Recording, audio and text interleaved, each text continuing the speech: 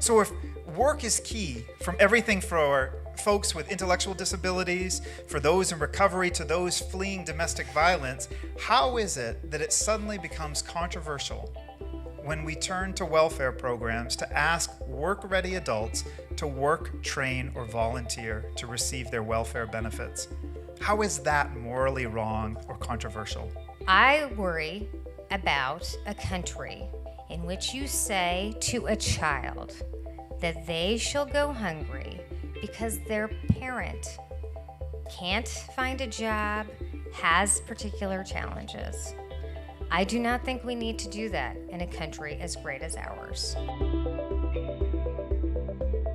Welcome to the SOA Forum, a monthly Oxford-style debate series that features topics of special interest to libertarians. Thanks to the Smith Family Foundation for making this series possible. We're live at the Subculture Theater in New York City, but I'd also like to welcome our online audience for the live stream. I'm Gene Epstein, an economic journalist and the director and moderator of the SOA Forum. Here's how tonight's debate will work. The audience initially votes for, against, or undecided on the resolution, and you can do that now by going to sohovote.com, SOHOVOTE.com, sohovote.com. There you'll see the resolution and you'll be able to vote for or against. We'll be closing the voting in a few minutes, so please vote now on live stream. At the end of the debate, you'll have a chance to vote again, and whoever moves the needle in his or her favor is declared the winner. Tonight's resolution is as follows.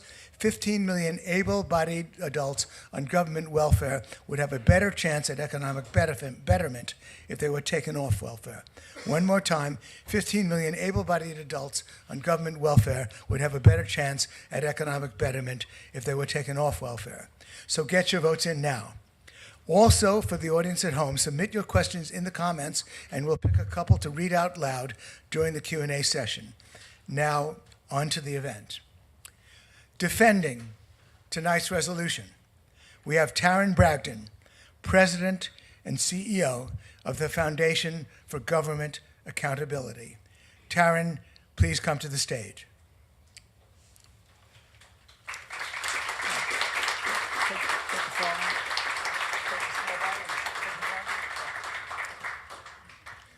Opposing the resolution, we have Neera Tanden, President and CEO of the Center for American Progress. Neera, please come to the stage.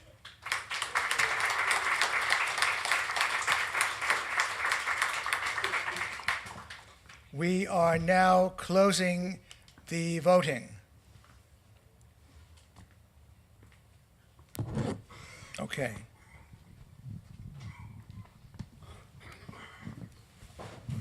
Taryn Bragdon. Taryn, you have 12 minutes to defend the resolution. 15 million able-bodied adults on government welfare would have a better chance at economic betterment if they were taken off welfare. Take it away, Taryn. This summer I met Del, a young man from Cuba. He risked his life traveling from Cuba to Miami 3 years ago in a small boat with 13 others. Many of those 13 died. He swam 2 miles to shore as that boat sank. He did all that. He risked his life to work in America. And in just 3 short years, he's experiencing America to the fullest.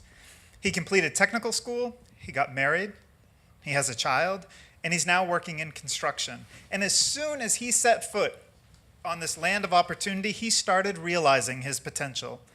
He's living an American dream, and his children will never have to risk their lives to live the dream as well. Growing up, I had an aunt and uncle who never worked. They were both born in America, but tragically, they chose to trade the lifetime of opportunity for the certainty of monthly welfare. But free government welfare cash assistance, free government food, free government health care came at a high price. My aunt died in her 50s, and as I sat at her funeral, I thought of what might have been. She had so much to offer. She was born in America, but she, her husband, and her daughters were trapped in a lifetime of dependency. For decades, they lived on an island of despair, surrounded by welfare and no work. Two people, one America, but two vastly different outcomes. One risked his life to travel from despair to opportunity. Another, born in opportunity, but lived in despair and without hope. It didn't have to be that way. I want you to think about your first job for pay. Mine was actually cleaning out the cow stalls in my parents' barn, and now I work in politics. Kind of same job, different shovel. But whether it was my first job or every job after, work gave me new experiences, and it showed me the possibilities in myself. Does welfare do that? I think it does the opposite. You want the simple truth? Welfare is so destructive because it pays people not to work, and so they don't. And they remain in dependency and poverty for a very long time. I founded the Foundation for Government Accountability because I've seen firsthand what America has to offer and the power of work, both in my own life and in others, and the tragedy of misguided government welfare programs. Our experts have testified in 30 states before numerous committees of both the U.S. House and Senate, commissioned over 100 public opinion polls, and our reforms have been passed now in 34 different states. And those reforms mean that literally millions of Americans will move from welfare to work and on to a better life. First, I want to make sure we're on the same page about a few things. This debate is about, as Jean said, able-bodied adults of working age on welfare, people who are between 18 and 64 years old. It's not about those with disabilities. It's not about kids or the elderly. It's not even about adults whom social workers or doctors say are unable to work, whatever the physical or mental health reason might be. It's about people who can go to work tomorrow, but do not. Able-bodied, think work-ready. And when I talk about welfare, I'm talking about able-bodied adults who receive welfare cash assistance, food stamps, and/or Medicaid. I'm not talking about Social Security or Medicare. There are at least 15 million adults in America who fit this definition and are on at least one major welfare program. It's nearly record high welfare enrollment right now. At the same time, we have near record low unemployment in most places. So who are these able-bodied adults?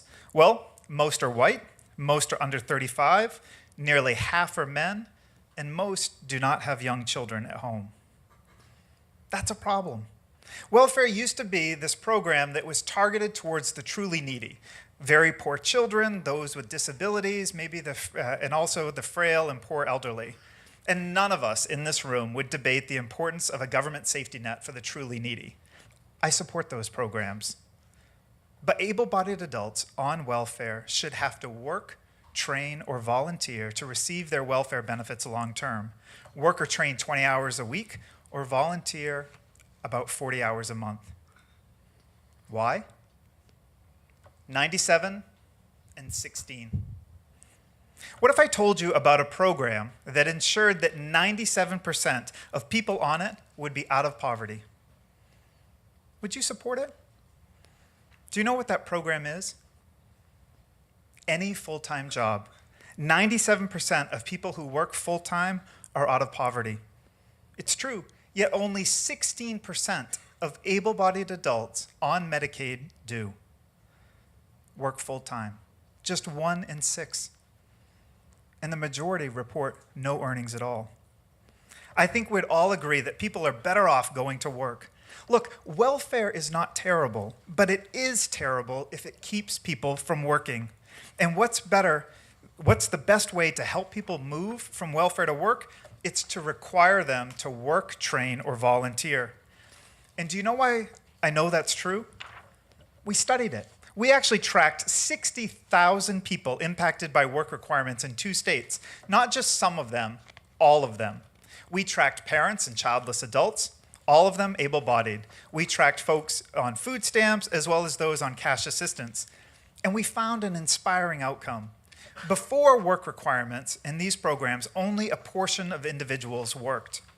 See, it's not enough to want to work. We all need a push and a deadline. But after work requirements, most went to work right away.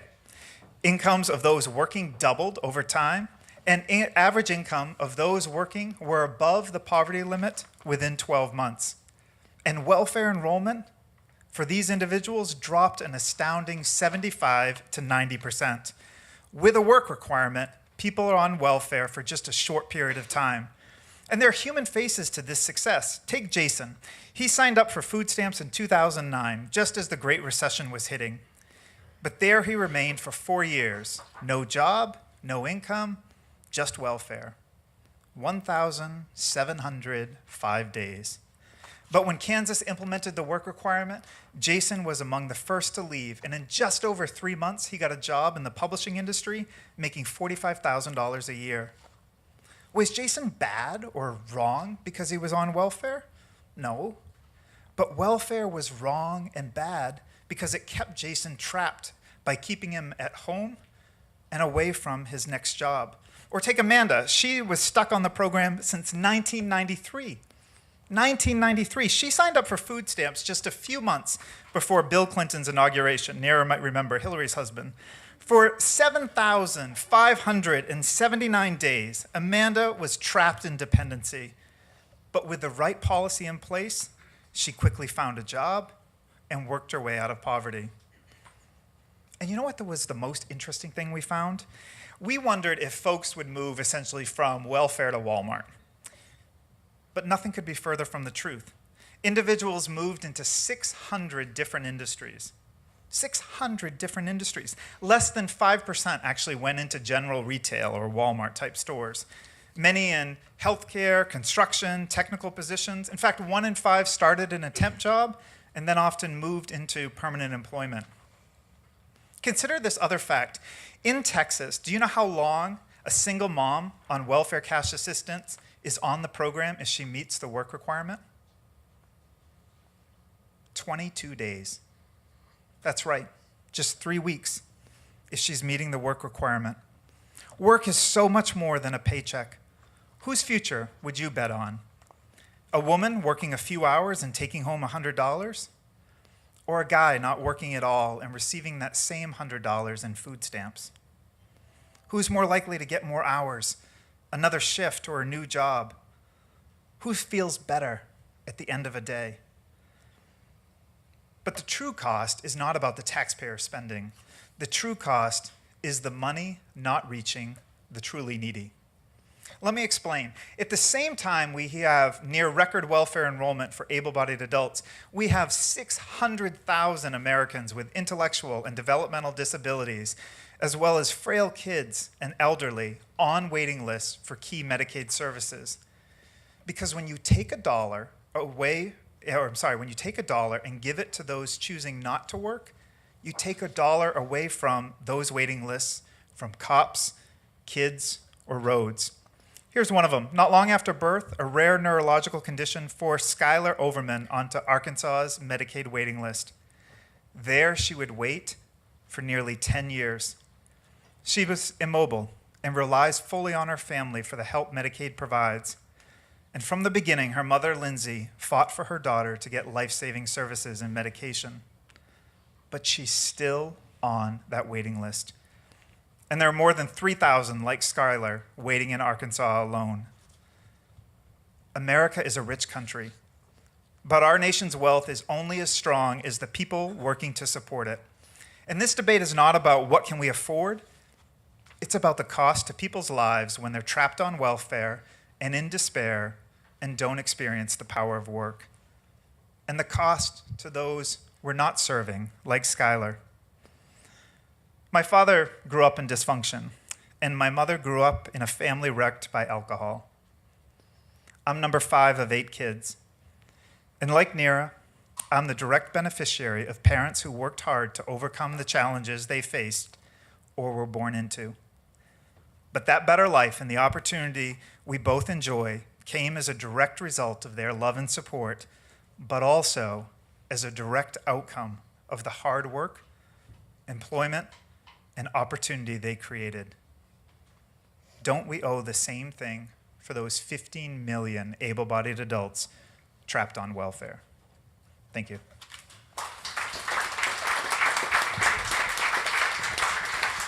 Neera Tanden, 12 minutes to speak against the resolution. Take it away, Neera. Thanks. Thank you. I want to thank Gene Epstein for inviting me, and it's great to be here with all of you. I appreciate the opportunity to speak at the Soho Forum, and I hope I'll really enjoy the sparring with Taran. I guess I would just say, at the essence, if we're having an argument about work and the value of work, I guess I would say I totally agree with Taran that work is an incredibly important value. And I do think that we should respect work more in our society. What I disagree with fundamentally is a conflation of people who receive support with those who aren't working. The true challenge in our society today, in my view, is that we have the growing crisis of the working poor. Taran conflates three different programs: TANF, Medicaid, and food stamps. I understand why he conflates those, but one of those are traditionally considered welfare, temporary assistance for needy families. Medicaid and food stamps basically address two issues that people need: healthcare and food.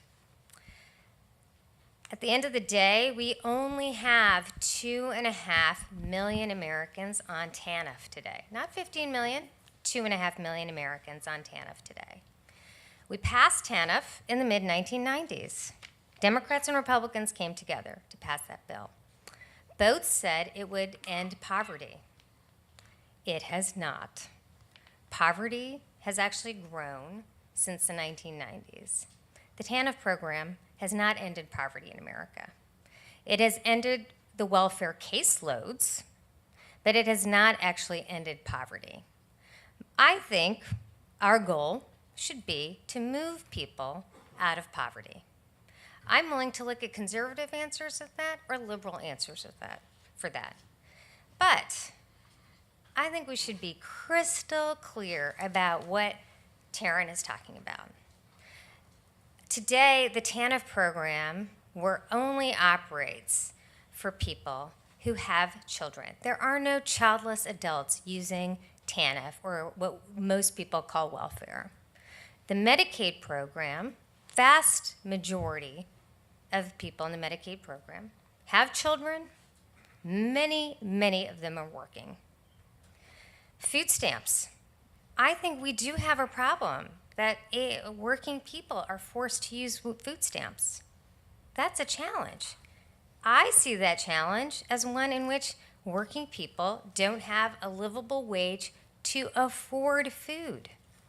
I guess my basic principle difference here is that I think we should not say people in America should go hungry. Taran thinks they should. I guess he thinks that, if they go hungry for a while, that'll incentivize them not to go hungry. But let's be clear about some global facts. The United States provides less social service benefits than most countries in the OECD. That's a choice we've made. It is not the case that our labor force participation is greater than most countries in the OECD. In fact, many countries with a much stronger welfare state have a much higher labor force participation rate. All the Nordic countries, Germany, all these countries have a higher labor force participation rate. If Taran was right that a weak welfare state may higher labor force participation, that would not be true. We would in fact have the highest labor force participation rate. We do not. I think the true challenge in the United States is one in which we unfortunately have a lot of people who work make minimum wage and can't make ends meet. And that is what essentially food stamps and the Medicaid program are about. They're working people who don't have access to health care. Taryn says if you're working and poor, you shouldn't have health care if your employer doesn't provide it. That's his right to say. I think that is not a principle that supports work. It's not expanding work to say we're going to get rid of health care for people who are working. People who are working day in and day out do not have access to health care in the United States. And that is what the Medicaid program is about, and the Medicaid expansion. I will note that he referenced a study that he did, that his organization did around the Kansas program. Some people have criticized that study. Peter Granis, who is a conservative who worked for the Bush administration, and others have said that there were flaws with that study, but particularly it said nothing about reducing poverty. These are not programs that reduce poverty, or the work he's done do not help reduce poverty. I do think in the United States we should do more to ensure that work pays. That means making sure and supporting programs where work will pay more, so people don't have to work a full-time job and be on food stamps to ensure their children don't go hungry. I think that is a terrible thing in the United States, but it happens. It happens all the time. You could argue that we're being too generous to the single mom who works at Walmart and uses food stamps to make sure her 2 kids are not going hungry. I do not think we are being too generous. In fact, I think as a country, we should think about how we can encourage work to pay a wage where people can raise their families. I agree. I believe we should have a stronger and higher minimum wage. That way, governments wouldn't have to subsidize families who are working. But libertarians have traditionally opposed that, and the minimum wage in the United States today is $7.25 an hour. I think if you think work should pay, perhaps we should move off of some of those perspectives. I will say that I completely appreciate the perspective of the parents, Taryn's uncle. I hear the concern about Taryn's uncle and aunt staying at home and not working. But today, if you don't have kids, or even if you do have kids, you hit a lifetime limit on TANF and you are done. There are not places here where you can be on welfare for the rest of your life not working. That does not exist. That was ended. What Taryn's really talking about when he says dependency is food stamps and the Medicaid program. And I'll say, I grew up on welfare. My mother and my father got divorced, my father left. I had every benefit we're talking about today. My mother got on, back then it was AFDC. My father left, we were homeless. We basically moved into an apartment that was subsidized with Section 8 housing. I was on food stamps. We were on food stamps. I had free and reduced lunch. My mom had never worked a day in her life. And eventually, within a couple of years, got a job as a travel agent. And we went off all of those programs. But I always thought of those programs not for my mom alone, but for me as a child, to make sure that I had real opportunity. My mom was able to get an apartment. We lived in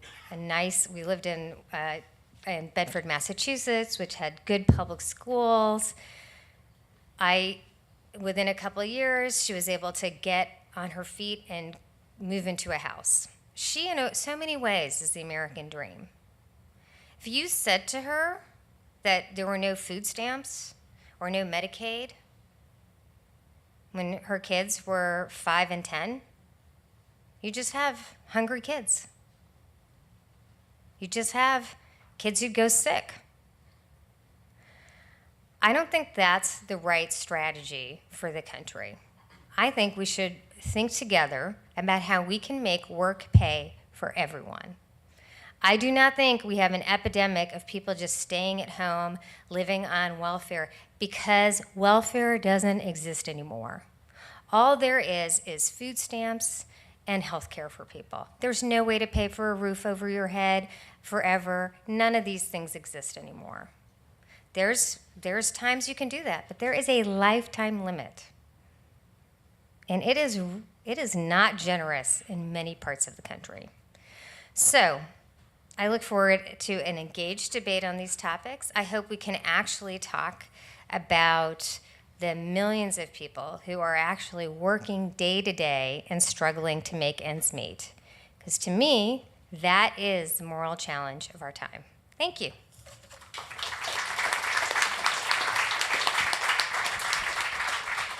Taryn, 5 minutes of rebuttal. You can take the podium. Go ahead.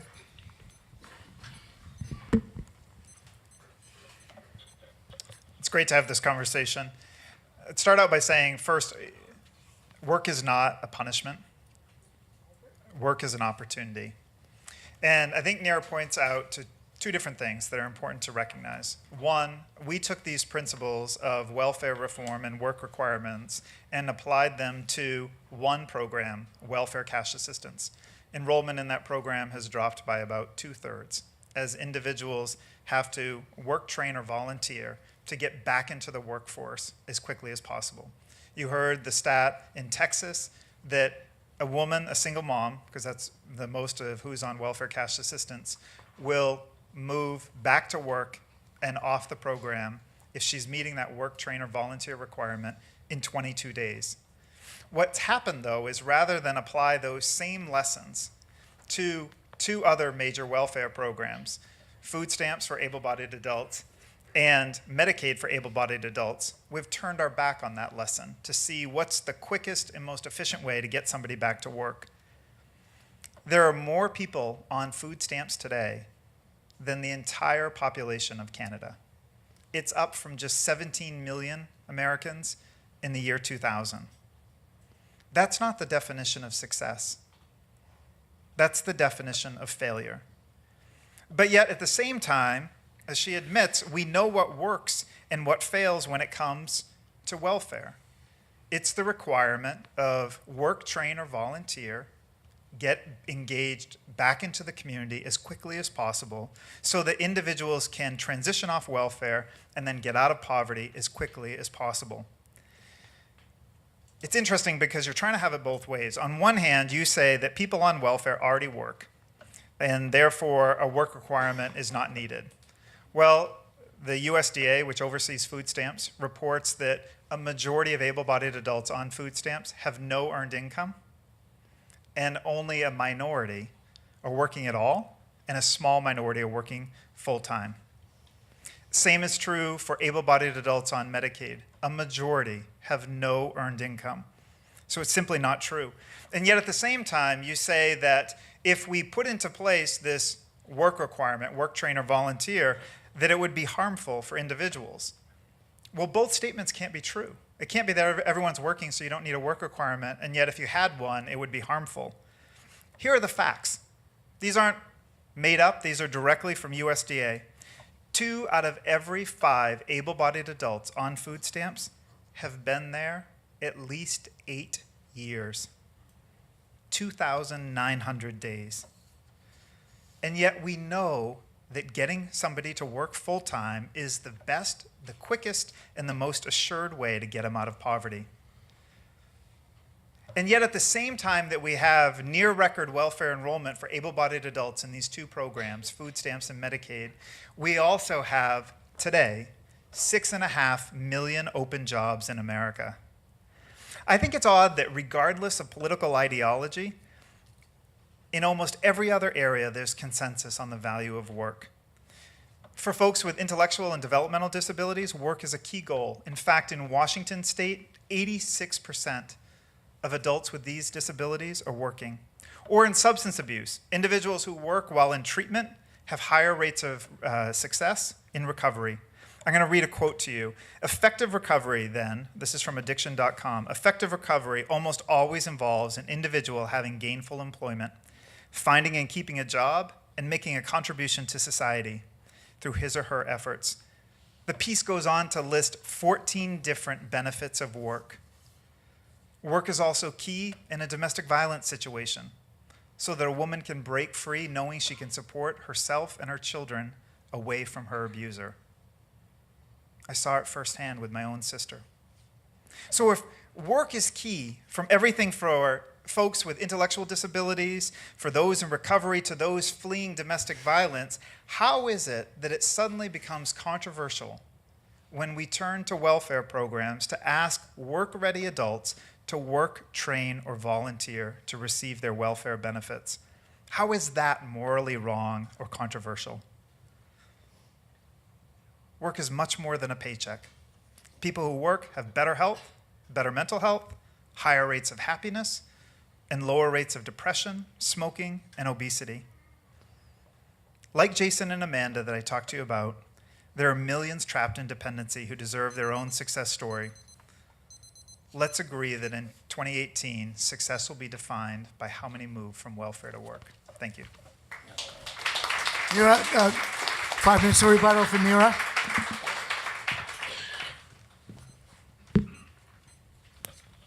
I guess I'll just clarify some of the points. I think that we're talking a little bit past each other, because when you talk about SNAP, a lot of the people who are taking up SNAP are children, elderly, disabled, or in a working household. In fact, 4 out of every 5 people who take part in SNAP are one of those categories: children, elderly, disabled, or already in a working household.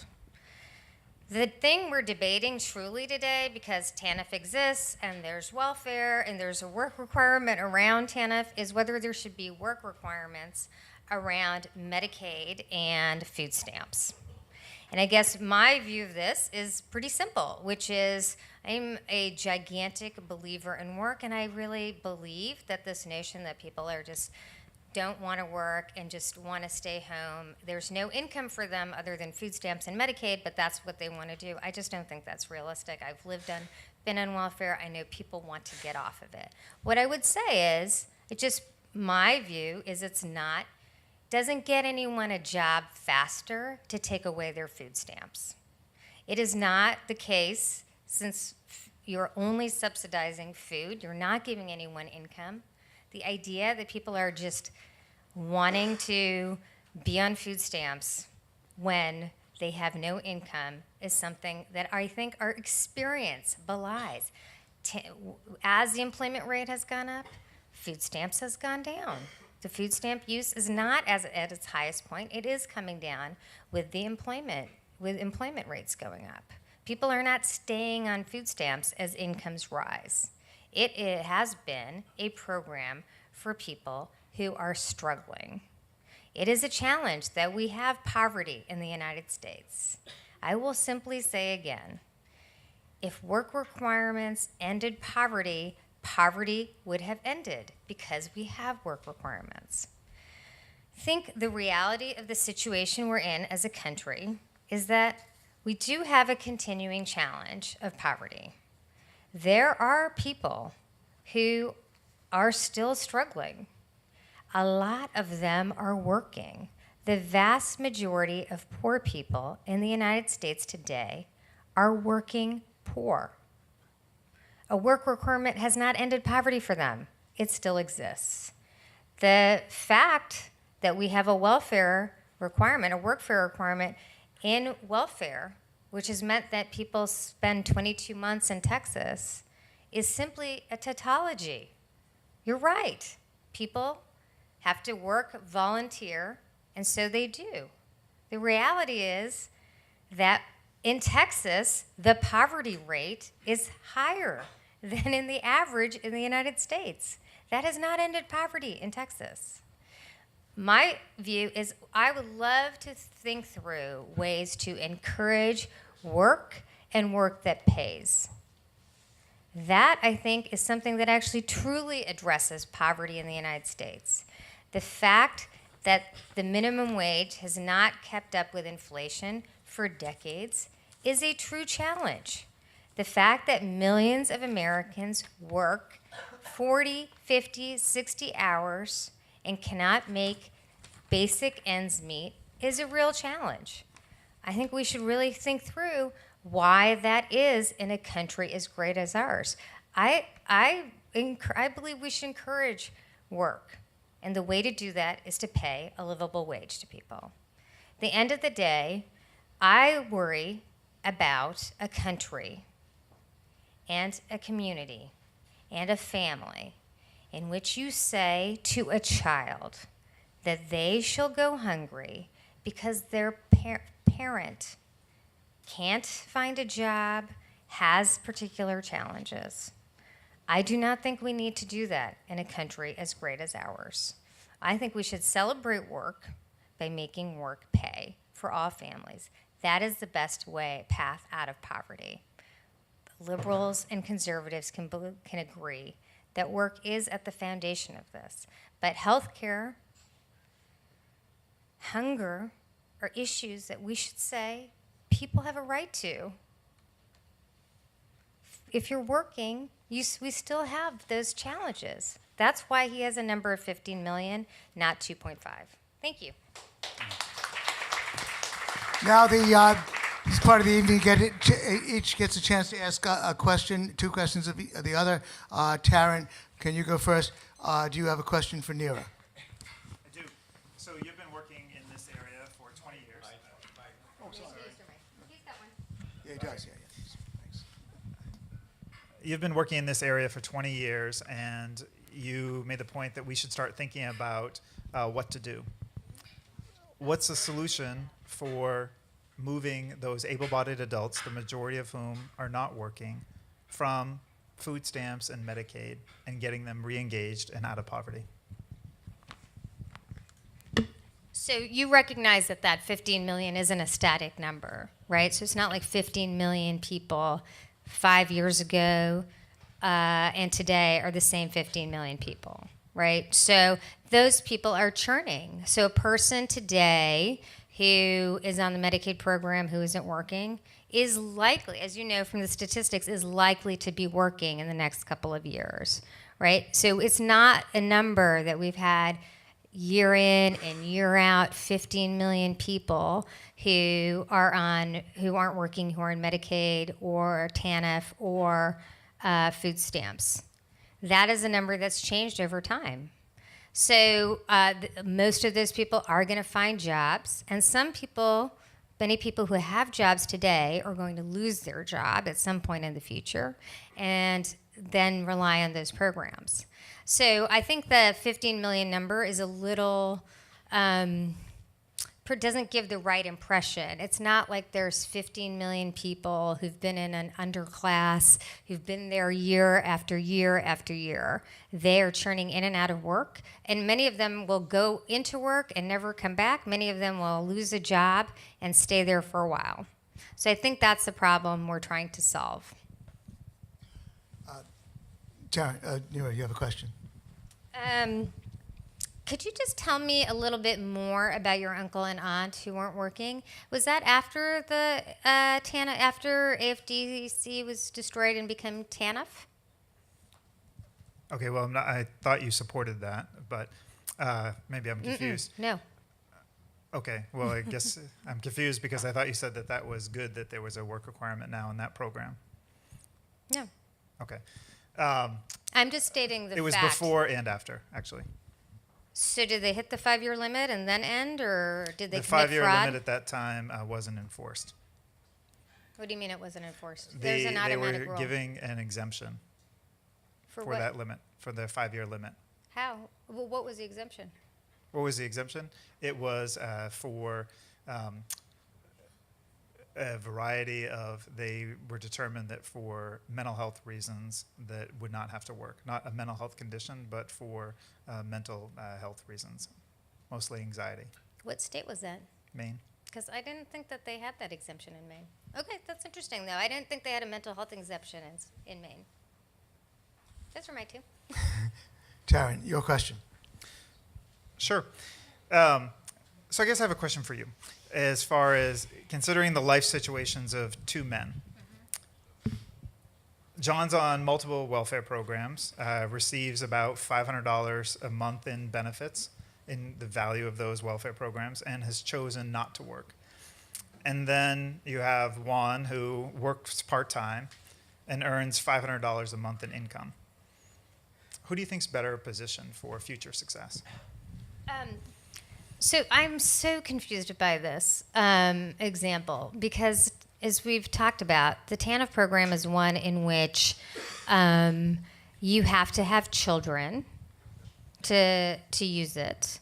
The reason that requirement is there is so that because we believe as a society that children shouldn't be punished for the decisions of their parents. So if it's not that John is a parent, he is then I think you're just talking about It would be food stamps and Medicaid. correct. So I guess what I'd say is I don't know many people, and we don't have an experience of a lot of people who have food stamps and use the Medicaid program, which is a health insurance program for poor people, most of whom are working. They don't have any income coming in. So, I think most of those people are trying to work. So you don't believe the federal data that a majority have no reported income, able-bodied adults who are on food stamps or Medicaid? Well, I've seen you raise this, and this is a very confusing point because according to our data, and I'll look through it, is that the SNAP program, food stamp program, which you're right, is serving around 40 million people. There are, as I said, elderly, children, disabled, working person in the family, 4 out of 5 SNAP recipients. We do not have a lot of experience with millions of food stamp recipients who are able-bodied, live in a household by themselves, working, and making like a decent wage, because obviously they couldn't. I will say, if someone's making minimum wage, has 2 kids, can't feed their family, which is hard. You're a single mom, you have 2 kids. We're talking about $41 a day in take-home pay, $41 a day to pay rent, to pay for food, to pay for everything else. I think it's okay if you're working and you need to use food stamps. Or if you have a disability for a while and use food stamps to make sure your kids don't go hungry. Okay, we're going to be lining up to ask questions. Meanwhile, get to the mic and ask a question. Meanwhile, I want to take moderator's prerogative to ask a question of each side. Taryn, I want to start with you. Could you bore in a little bit more into those 15 million? My puzzles are, first, the question that Neera raised about the turnover. Are all 15 million of them, do we have a new 15 million every few months? I would suspect that that of those 15 million, there are a number of them, a fair share, who are pretty permanently in that situation. But then my related question is, what situation are you talking about? Are they not on TANF? How many of them are on TANF, which would mean they have children, and then they're not on TANF, but they're only on food stamps and Medicaid? Then how do they pay their bills otherwise? I want to suggest that possibly they don't have reported income because they're working in the underground economy, and that they actually are working, maybe producing something good, maybe pushing drugs, who knows. But could you break down a little bit more, sorry for the complex question, that 15 million that you speak of who are able-bodied, who should be working? Yeah. The 15 million able-bodied adults are adults that are either on the food stamp program, they're able-bodied, working age, no disabilities, and a social worker or a doctor have determined that they can work. So we're talking about able-bodied by anyone's definition. NERA brings in disabled, children, elderly. I specifically said in my opening, we're not talking about that. In fact, the report you cite of that a majority of individuals on food stamps are working is from the early 2000s, when there was a work requirement in place for childless adults on food stamps. And the USDA has taken down that research off its website because it's inaccurate and out of date. That was when the program was below 20 million. Today, it's over 40 million, about 43 million.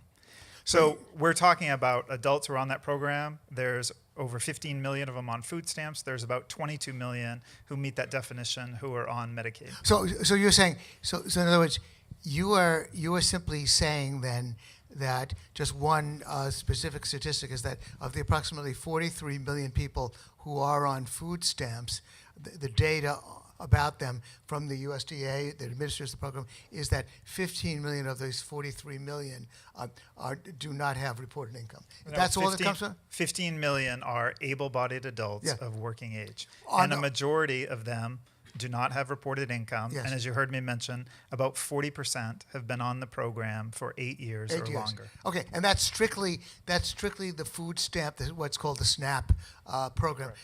That's strictly a food stamp number that you're basing that on. But then a related question: how do you think they? I mean, you can't put food up on the roof. How do they live otherwise? Do you think? I think there's some that are working in the underground economy. I think that what's interesting from the studies of the work requirement going into place is that individuals had an opportunity to work, train, or volunteer in order to continue to receive their benefit. What happened was a majority went to work right away. So a small portion were working before that. A majority went to work right away. And about 60% went to work over the next year. And so I think what you see is a difference in either they move from unreported income to reported income through a job in the visible economy, or individuals who were making ends meet in some way suddenly go back to work in record numbers, which is what the data shows. And again, this isn't some sample. This is 60,000 individuals in multiple programs in multiple states. Yes, okay. But you're saying 40% of that 15 million that are 8-year, they're on the 8-year plan at least, so to speak. But do you have a comment on that, Neera? I'll just say a few things. First of all, the report I was using for 4 out of every 5 is from the Center on Budget and Policy Priorities, which was sanctioned by the USDA, and it's from, I believe, 5 years ago, not from the early 2000s. No, I'm sorry, 3 years ago, not the early 2000s. Nearly 73% of Americans who receive some form of government assistance, such as Medicaid, SNAP, and TANF, are members of working families. So that, I do think that the vast majority of people in these programs are working. And I would say you're not actually addressing the issue. Obviously, a lot of people on food stamps have been on food stamps for a long time who are working. Working poor people are on food stamps. So it's not that, you're right. A lot of people have been on food stamps for a long time. The question that I think you were asking were about the 15 million number and whether that is a static number, and it is not. It is not the same group of people 5 years ago as today. That number, as I said, a lot of people in that number had worked and lost a job and didn't, we chose to not rescind their Medicaid when they lost a job or their food stamps when they lost a job. A lot of people today who are doing perfectly fine will be that group in the future. I'm sorry, you're challenging, if I hear Taryn correctly, correct me, he's claiming 43 million, 15 million, which of course is not a majority by any means, a little over a third, 15 million, are listed by the USDA as not having gainful employment, and of those 15 million, about 40% have been on food stamps for 8 years, so that therefore, do you question those particular numbers? I'm sorry, I think the 8 million who've been on food stamps for 8 years are not in the 15 million. Oh, they are.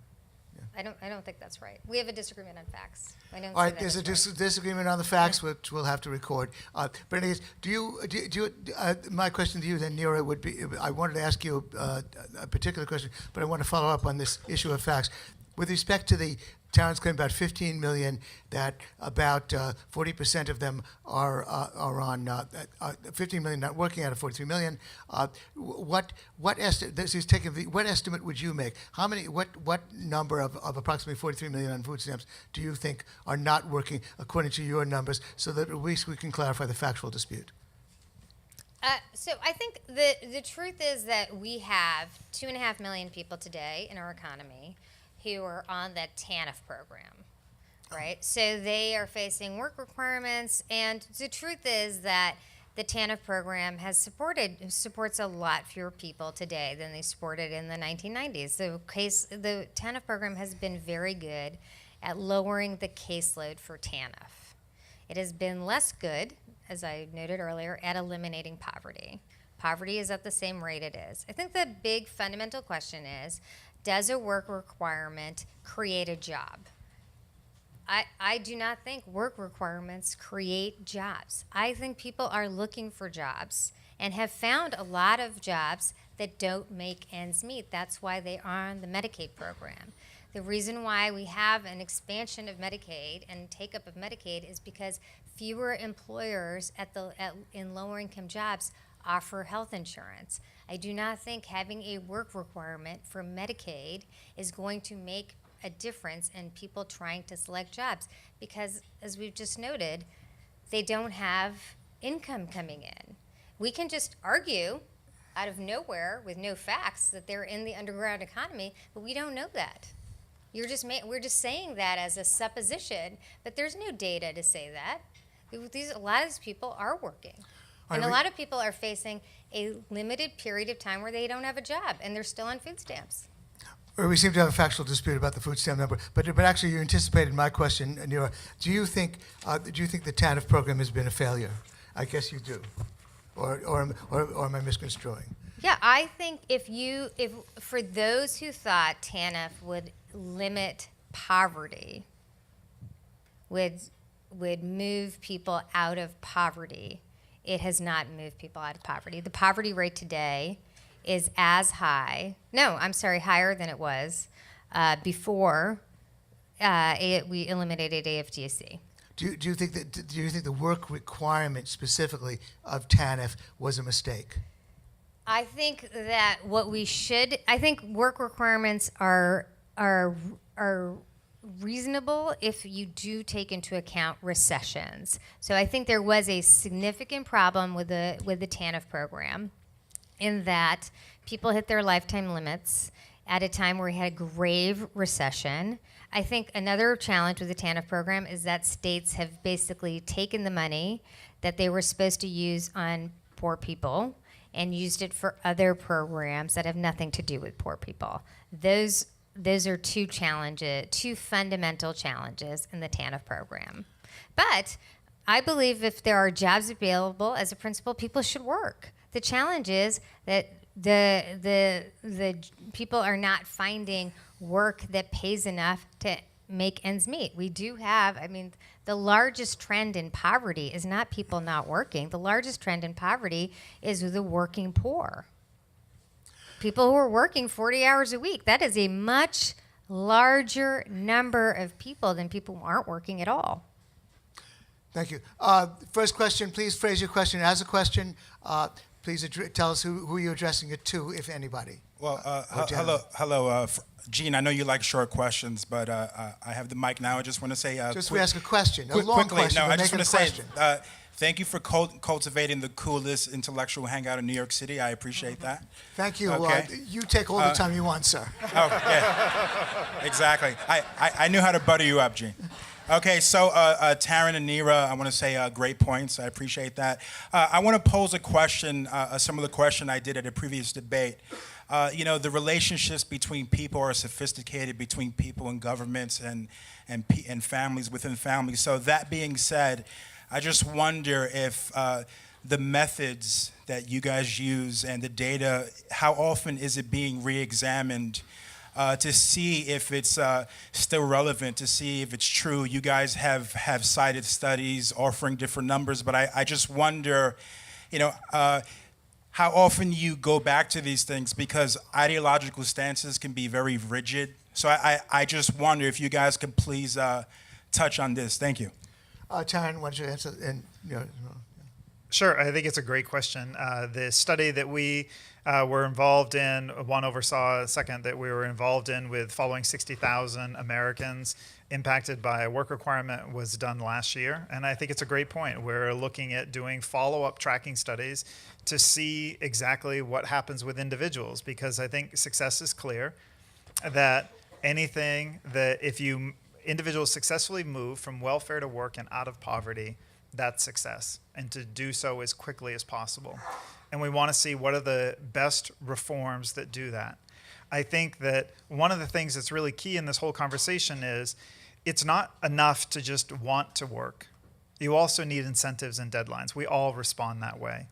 And so the idea that we're just going to hand out different benefits, whether it's Medicaid or food stamps or cash assistance for able-bodied adults with no criteria that they work, train, or volunteer, I think is just denying basic human behavior. We all respond to incentives and deadlines.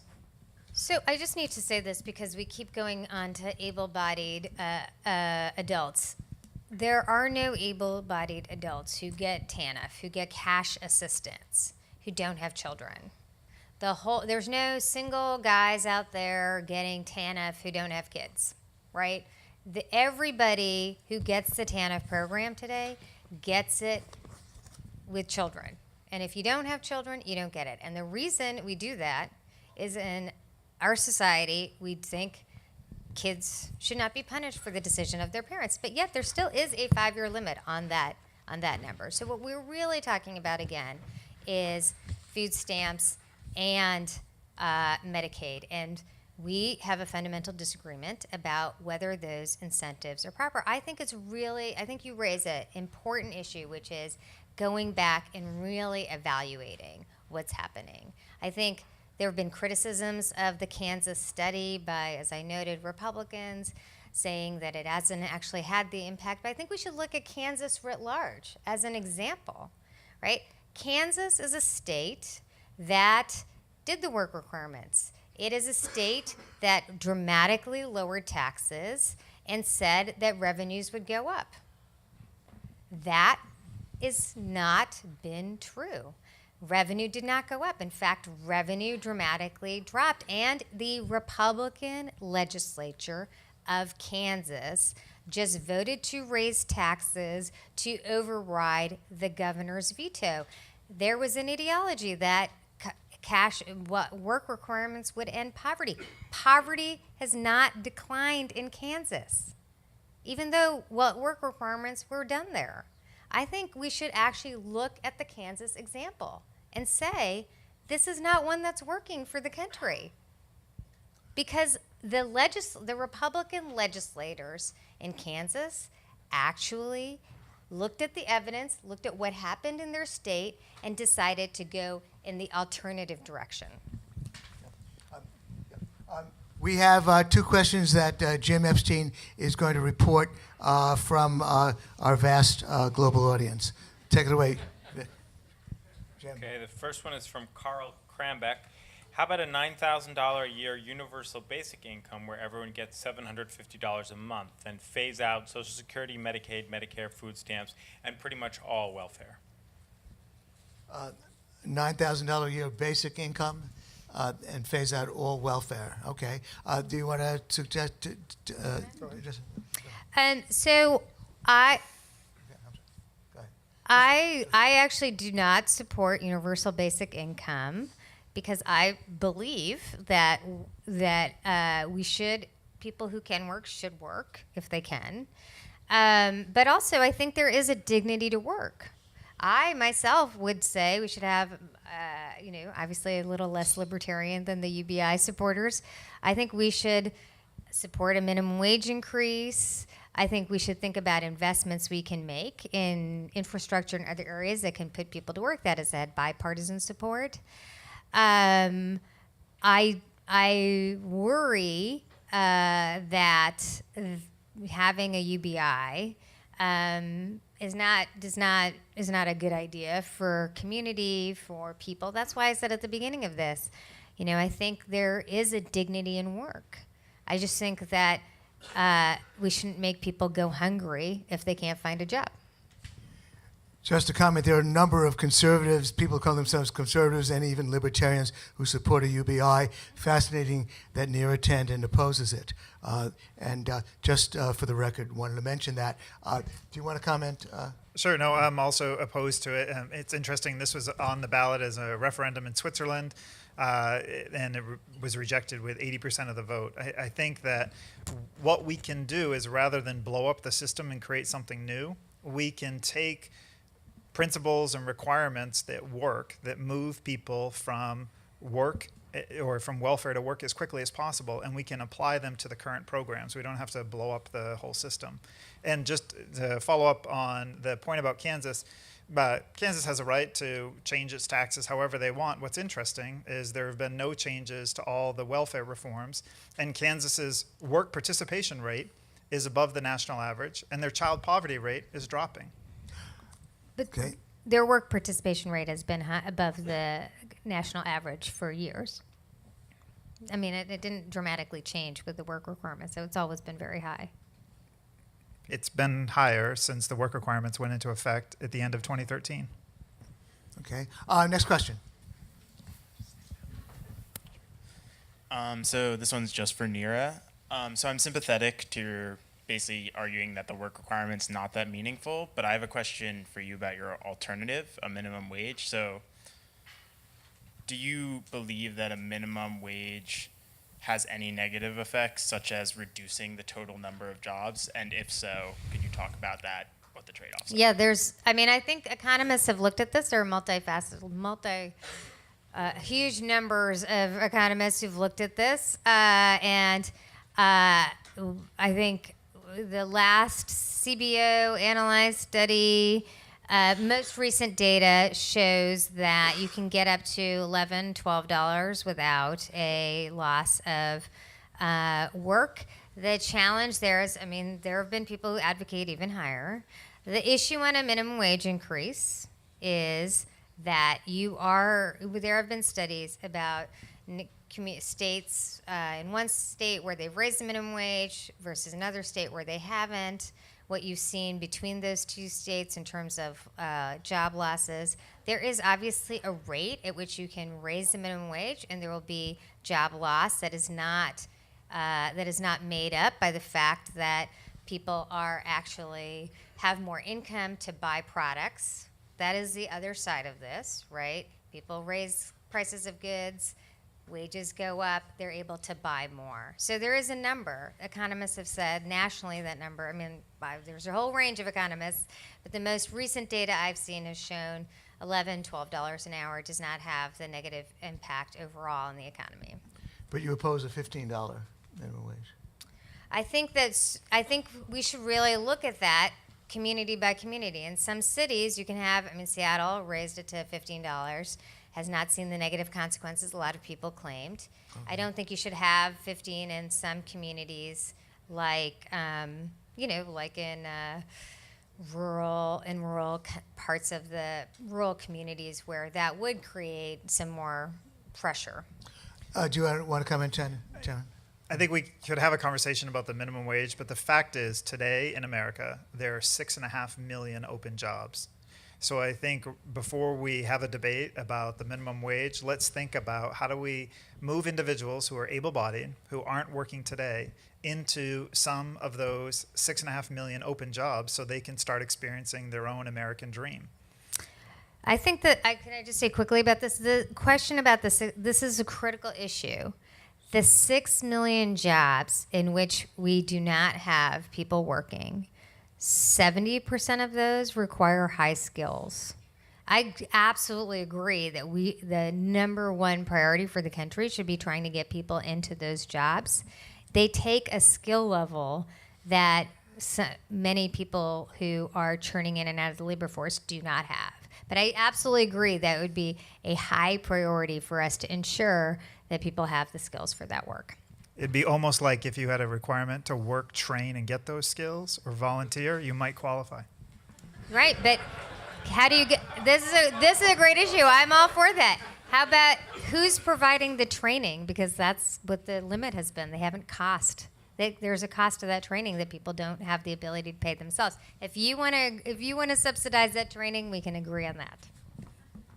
Well, I think you made a great point about TANF funds being available for that kind of training. And I think that absolutely there's money that is already given to governments that can be used for that kind of training. So this is a great example. So the federal government allocated money to states for their caseload. Training would have been a fantastic use of that. So would have childcare, other issues that get people to work. 75% of those dollars have been used for other things entirely, right? So that's why there isn't resources to training and other things. But if we can get agreement for you to support federal support for training, I can get there really quickly. Then you'll jump on board with universal work requirements? On TANF, which already exists. You favor universal work requirement for TANF. Okay. I wasn't joking. Until she opposed it. You favor it until you oppose If we it? actually get childcare and funding for training, I'm all for it. We don't do those things. Sounds like we're reaching some dialectical agreement here. Next question. Actually, I had a very similar question about minimum wage. That's Minimum for wage Taryn. again? So, on the one hand, do you think that having a higher minimum wage would incentivize people to get off welfare? And kind of the flip side of that is, if there is no minimum wage and wages are low, and you could make nominally or marginally less by staying on welfare, doesn't that sort of incentivize you to just stay on welfare instead of working if you're going to be basically making the same thing, but you have to work 40, 50 hours a week? I think that we have to be very careful that we make the first step up the economic ladder higher and higher, whether that's by adding occupational licensing standards and making people go through literally sometimes years of training for jobs that they could maybe apprentice and then move into. I think that the key is for individuals to move from not working at all to work, train, or volunteer, get re-engaged back into the community. And I think that that is key.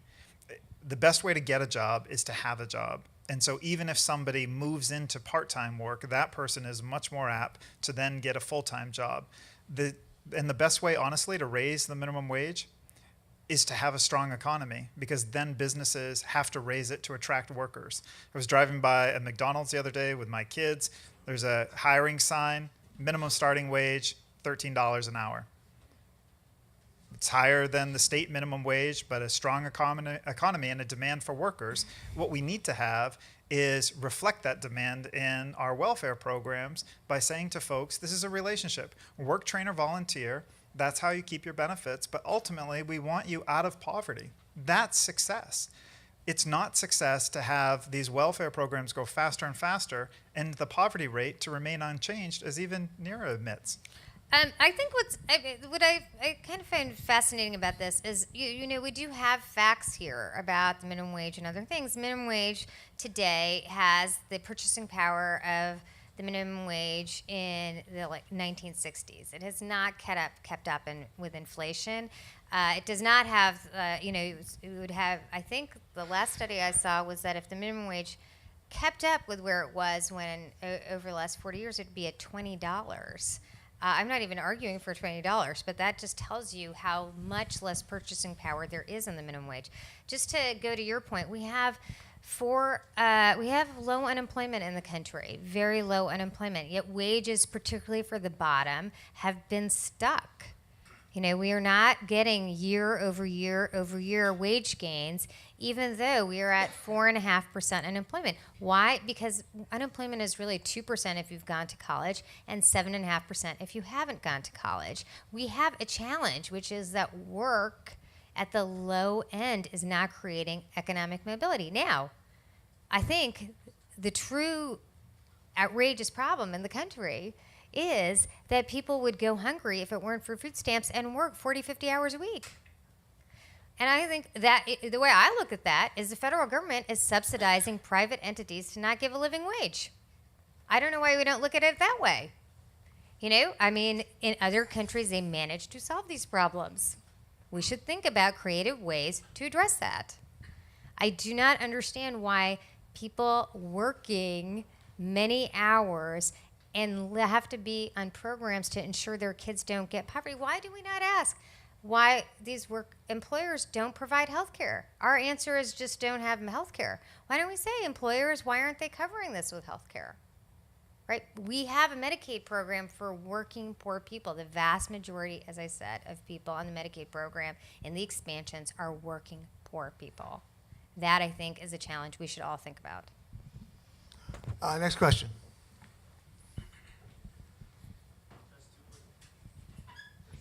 What? Just two quick questions. One, do you both support increasing the earned income tax credit? And two, do you both support government creating jobs like the WPA, like they did in the New Deal? Sure.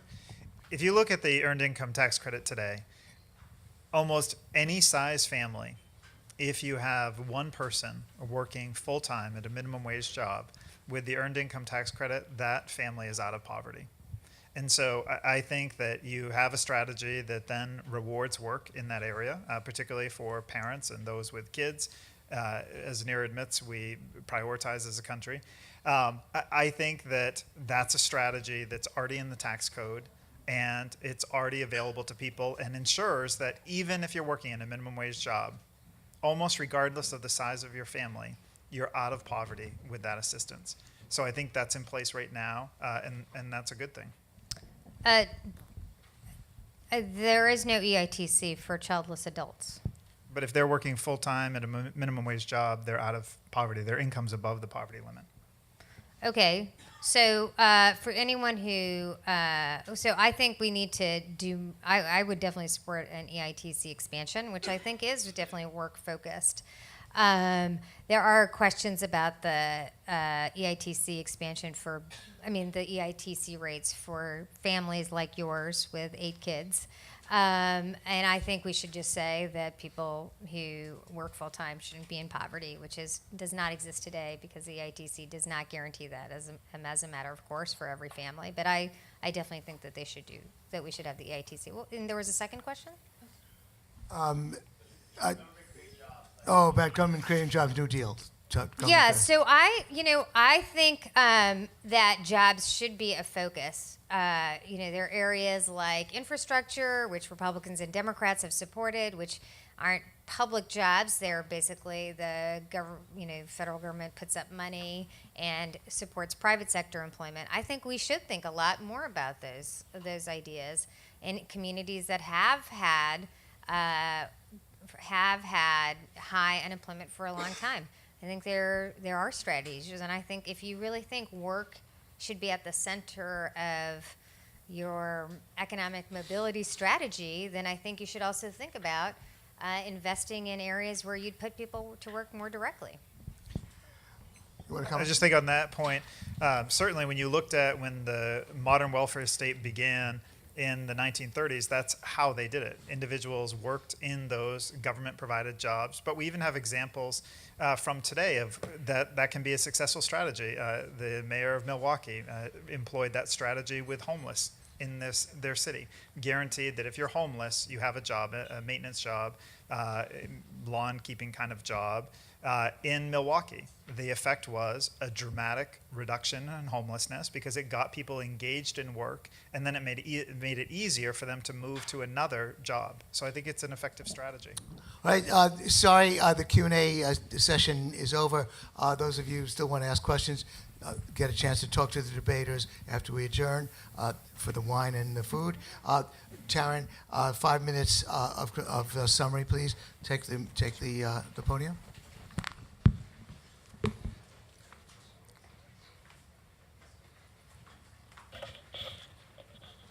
First, I want to thank you all for a lively and engaging evening on an important topic. In closing, work is not a punishment. Work's an opportunity. As I mentioned, people who work, they receive so much more than a paycheck.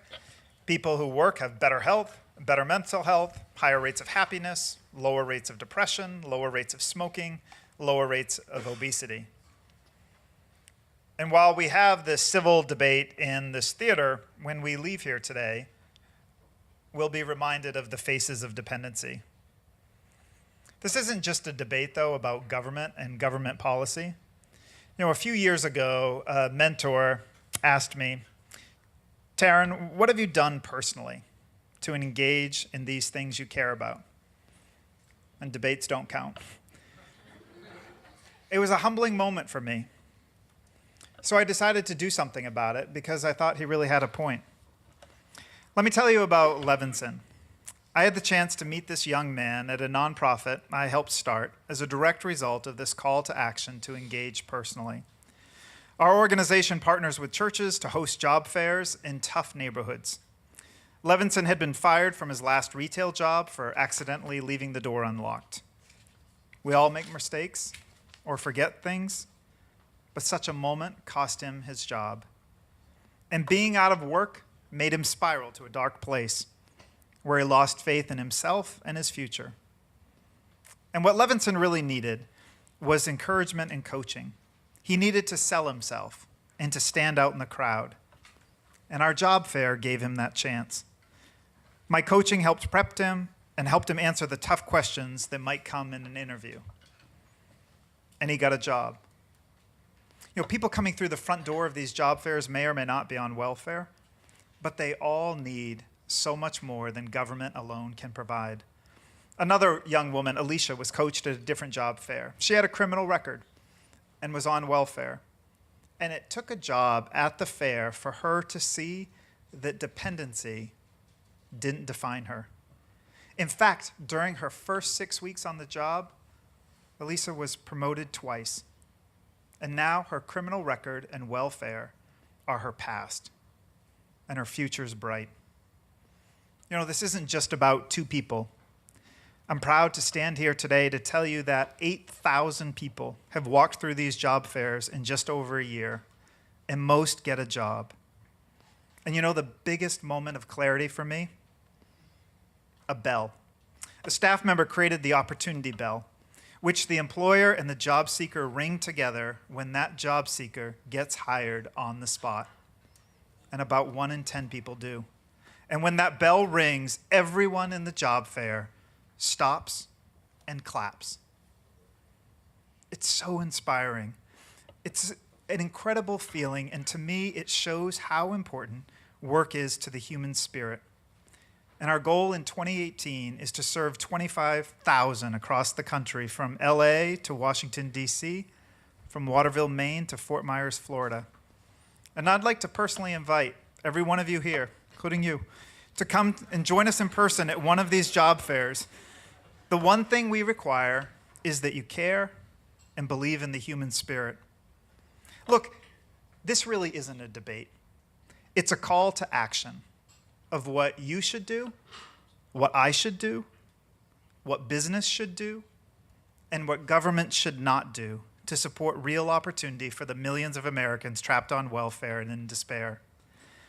That man from Cuba I told you about, not only did he come here to start a better life, but he's transforming every generation thereafter. The truth is that protecting the truly needy, something we all support, requires that those on welfare who can and should work do so. A strong safety net for the truly needy is financed by a strong America of those who should work doing so, including the at least 15 million able-bodied adults trapped on welfare today. Thank you.